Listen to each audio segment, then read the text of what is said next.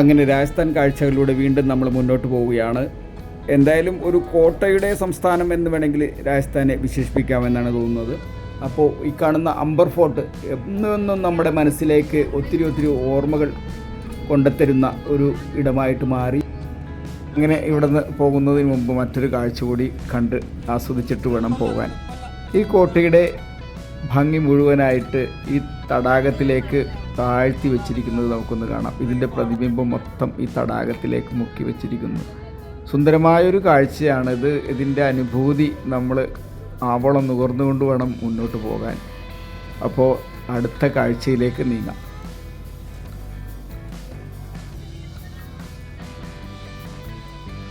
അങ്ങനെ നമ്മൾ അടുത്ത കാഴ്ചയിൽ എത്തിച്ചേർന്നിരിക്കുന്നു. ജൽമഹൽ എന്ന ഒരു മന്ദിരത്തിന് മുന്നിലേക്കാണ് നമ്മൾ എത്തിച്ചേർന്നിരിക്കുന്നത്.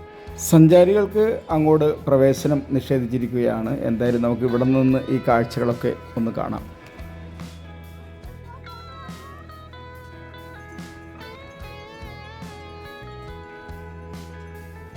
ഇതൊരു വിസ്മയ കാഴ്ച തന്നെയാണ്. ഇതെങ്ങനെയാണ് ഈ വെള്ളത്തിനും മുകളിൽ വെള്ളത്തിന് നടുവിൽ ഇതെങ്ങനെയാണ് സാധ്യമാക്കിയതെന്ന് നമ്മൾ അത്ഭുതം കൂറി ഈ കരയിൽ ഇങ്ങനെ നിൽക്കുകയാണ്. 1727 ജയ്പൂർ ഭരണാധികാരിയായിരുന്ന ജയ്സിംഗ് രണ്ടാമനാണ് നമ്മൾ ഈ കാണുന്ന ജയ്പൂർ നഗരം സ്ഥാപിച്ചത്. ജൽമഹലിന് 5 നിലകളാണുള്ളത്. 4 നിലകളാണ് ഇതിൻ്റെ വെള്ളത്തിൻ്റെ അടിയിലേക്ക് ഉള്ളത്. ഒരു നിലയാണ് മുകളിലേക്ക് കാണുന്നത്.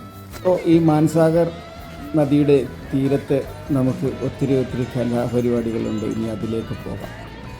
അങ്ങനെ ഒരു രാജാപ്പാട്ട് വേഷം കെട്ടാൻ തീരുമാനിച്ചു. പൈസയൊക്കെ പറഞ്ഞ് ഉറപ്പിച്ചിട്ട് വേണം ഈ പണിക്ക് ഇറങ്ങാൻ. വീഡിയോ അവരെ എടുക്കാൻ അനുവദിക്കില്ല. ഇത് എൻ്റെ സുഹൃത്തിൻ്റെ മകൻ അവരറിയാതെ എടുത്ത ഒരു ഫോട്ടോസാണ്.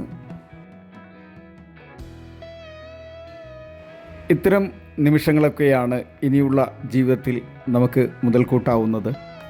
അപ്പോൾ ഇനി ഇവിടം വിട്ട് അടുത്ത ഇടത്തേക്ക് നമ്മൾ യാത്ര തിരിക്കുകയാണ്. അപ്പോൾ അടുത്ത യാത്രയിൽ വീണ്ടും കണ്ടുമുട്ടാമെന്ന പ്രതീക്ഷയോടെ. ഓക്കെ.